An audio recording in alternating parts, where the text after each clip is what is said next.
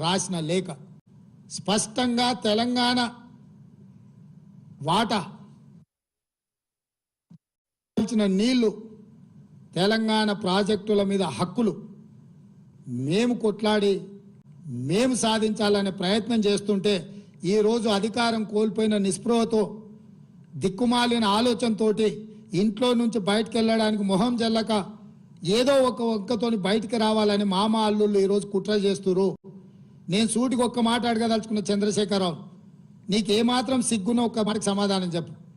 ఇక్కడ ఎన్నికల రోజు పోలింగ్ రోజు పొద్దున్నే నాగార్జున సాగర్ భూభాగం మొత్తం తెలంగాణలో ఉంది. నాగార్జున సాగర్ ప్రాజెక్టు కంప్లీట్గా తెలంగాణ స్వాధీనంలో ఉంది.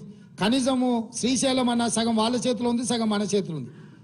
జగన్మోహన్ రెడ్డి పోలీసులు తుపాకులు వేసుకొని నాగార్జున సాగర్ డ్యామ్ మీదకి వచ్చి ప్రాజెక్టును హ్యాండ్ ఓవర్ చేసుకోరు. ఈ సన్నాసి రండా జగన్మోహన్ రెడ్డి తెలంగాణలోకి వచ్చి నాగార్జున సాగర్ ప్రాజెక్టును ఆక్రమించుకుంటే నోట్లకెళ్ళి మాట వెళ్ళలే. రండ పనులు చేసింది లొంగిపోయింది నువ్వు చంద్రశేఖరరావు.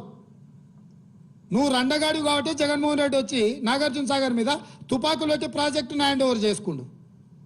అదే కాంగ్రెస్ అధికారంలో ఉన్నప్పుడు వచ్చి చూడమను, ఇవాళ రమ్మను, వచ్చి నాగార్జున సాగర్ మీదకి రమ్మను జగన్మోహన్ రెడ్డిని.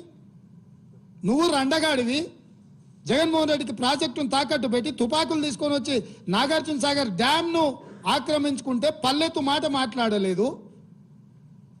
నువ్వు పోయి కేంద్ర ప్రభుత్వానికి ప్రాజెక్టులను హ్యాండ్ ఓవర్ చేయడానికి నిధులను కేటాయించినోడు నువ్వు వచ్చి మమ్మల్ని బదనాం చేస్తావా, మా మీద మాట్లాడతావా? వాస్తవాలు ఇట్లుంటే అబద్ధాలతోని అధికారం కోల్పోయిన నిరాశ నిస్పృహలతోటి ఈరోజు మమ్మల్ని బదనాం చేసే కార్యక్రమం పెట్టిండు. అందుకే నేను సూటిగా ఈ ఆధారాలు మీ ముందర చెప్పి మీ ముందర మాట్లాడితే రేవంత్ రెడ్డి సెక్రటేరియట్లో సమావేశం పెట్టి చాలా మాట్లాడిండు. ఆయన కథ ఏంది, ఆయన కమామీస్ ఏంది అని ఆయన మాట్లాడతాడు. అందుకే నేను సూటిగా ఈరోజు మంత్రివర్గ సమావేశం అవుతుంది. అసెంబ్లీ సమావేశాలు ఎప్పటి నుంచి ఉంటాయో సాయంత్రం వరకు మీకు చెప్తాము. అసెంబ్లీ సమావేశాలలో వైట్ పేపర్ ప్రాజెక్టుల మీద రిలీజ్ చేస్తాం, ప్రాజెక్టుల హ్యాండ్ ఓవర్ మీద చర్చ పెడతాం.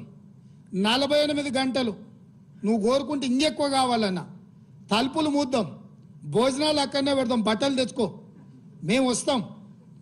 మామ అల్లుడు మీరు ఇద్దరు రాండి, లేకపోతే ఎంబడి కొడుకుని తెచ్చుకోరు, అవతల మీ బిడ్డ ఉంటే ఆమెను కూడా ఉమ్మడి సమావేశాలు పెడతాం. ఒకవేళ చర్చ చేద్దామంటే శాసన మండలి శాసనసభ ఉమ్మడి సమావేశాలు ప్రత్యేకంగా ప్రాజెక్టుల మీద జలాల మీద చర్చ పెడతాము.